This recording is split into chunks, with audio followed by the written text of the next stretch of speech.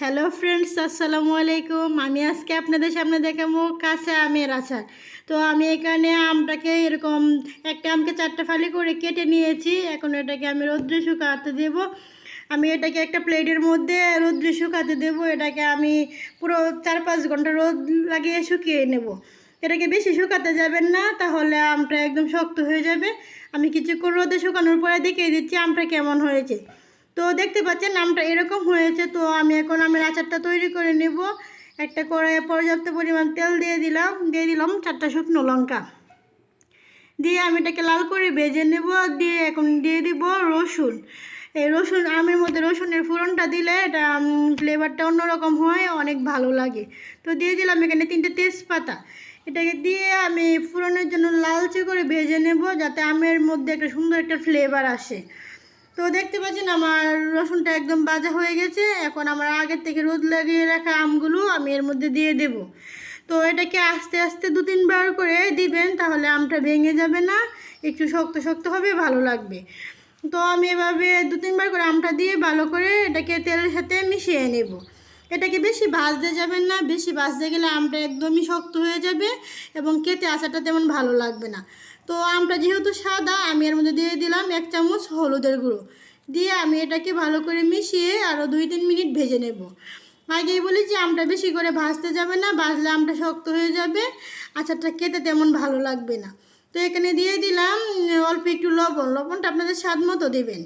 লবণটা দিয়ে আমি এখন এটার মধ্যে চিনি অ্যাড করে দেব।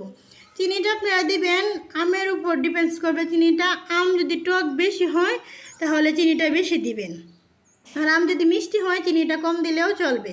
তো আমার আমটা মোটামুটি মিষ্টি ছিল, তাই আমি চিনির পরিমাণটা কম দিয়েছি। দেখতে পাচ্ছেন যে চিনি থেকে এক্সট্রা পানি চলে আসছে। তো এখন আমি এটাকে প্রায় 10 থেকে 15 মিনিট এটাকে আমি ভেজে নেব।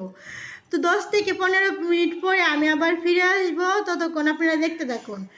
তো আমি এখানে 10 থেকে 15 মিনিট পরে ফিরে আসছি। দেখতে পাচ্ছেন আমার আমটা একদমই একটু ভেঙে ভেঙে গেছে। আচারটা কতটুকু সুন্দর হয়েছে। তো আচারটাকে একটু ভেঙে ভেঙে করার চেষ্টা করবেন। এখন আমি এর মধ্যে দিয়ে দেবো আগে থেকে গুঁড়ো করে রাখা শুকনো মরিচ। এটাকে আমি আস্ত শুকনো মরিচটাকে গুঁড়া করে নিয়েছি। এখন দিয়ে দেব ভাজা পাঁচফোড়ন গুঁড়োটা দিয়ে আমি ভালো করে মিশিয়ে নেব। আমি আমের আচারটা একটু ভাঙা ভাঙা করি, কারণ এর মধ্যে যে মশলাটা, যে চিনিটা এবং যে মরিচের গুঁড়া যে একটা টেস্ট এটা পাওয়া যায়। আর যদি আস্ত করে করেন তাহলে সেরকম টেস্ট লাগে না। আমার কাছে একটু ভাঙা ভাঙা আমের আচারটাই ভালো লাগে। তো আমি আপনাদের সামনে আজকে এই ভাঙা ভাঙা আমের আচারটাই নিয়ে আসলাম। তো আপনারা যদি পরবর্তীতে দেখতে চান যে আস্ত আমের আচার, তাহলে আমি আপনাদের সামনে দেখিয়ে দেবো। আপনারা অবশ্যই কমেন্ট করে জানাবেন আপনাদের কাছে এই আমের আচারটা ভালো লেগেছে কিনা। যদি ভালো না লেগে থাকে তো আমি পরবর্তীতে আরেকটা আমের আচার দেওয়ার চেষ্টা করব। তো এটাকে একটু সময় নিয়ে করবেন, আচারটা যত সময় নিয়ে করবেন আপনারা ততই ভালো থাকবে। এটাকে আপনারা নর্মাল ফ্রিজে রাখে 1 বছর পর্যন্ত খেতে পারবেন। এটা যে কোনো টাইমে অল টাইম খেতে পারে। দেখতে পাচ্ছেন আমার তলাটাই একদমই লেগে যায়নি। তো আমি এটা আচারটা করতে মিনিমাম আমার 30 থেকে 40 মিনিট সময় লেগেছে। এটাকে দেখতে পাচ্ছেন এখন আমটা এখন ড্রাই হয়ে গেছে, এখন আর বেশি ভাজা লাগবে না। এটাকে একটু লো ফ্লেমে আরও কয়েক মিনিট মশলাটা ভালো করে মিশিয়ে নেবেন, তাহলে আমের গায়ে গায়ে একদমই মশলাটা লেগে যাবে এবং খেতেও ভালো লাগবে। আপনারা যদি আমটা বেশি টক হয় তাহলে চিনির পরিমাণটা একটু বাড়িয়ে দেবেন। তো দেখতে পাচ্ছেন আমের কালারটা একদমই চেঞ্জ হয়ে গেছে, একদমই মাখা মাখা হয়েছে।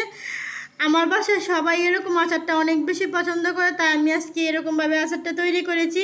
এটা অল টাইম যে কোনো ছোটো বড়ো সবাই খেতে পারবে। তো দেখতে পাচ্ছেন আমটা কেমন করে তৈরি হয়ে গেছে। আপনারা সেম এভাবে ট্রাই করবেন, খেতে আলহামদুলিল্লাহ অনেক ভালো লাগবে। আপনারা ফ্রিজে রেখে 1 বছর পর্যন্তই আমের আচারটা খেতে পারে। তো আমি একটা প্লেটের মধ্যে আপনাদেরকে দেখিয়ে দিচ্ছি যে আমের আচারটা কতটুকু ভালোভাবে তৈরি হয়ে গেছে। দেখতে পাচ্ছেন অনেক সুন্দরভাবে তৈরি হয়ে গেছে। তো ভিউয়ার্স, আমার সম্পূর্ণ ভিডিও দেখে আমার পাশে থাকার জন্য আপনাদেরকে অসংখ্য অসংখ্য ধন্যবাদ, এবং আমার চ্যানেলটিকে যারা সাবস্ক্রাইব করে রেখেছেন তাদেরকে অসংখ্য ধন্যবাদ, এবং যারা করেননি তারা করে রাখেন আমার পরবর্তী ভিডিওর নোটিফিকেশন পাওয়ার জন্য। সুস্থ থাকবেন, ভালো থাকবেন, আল্লাহ।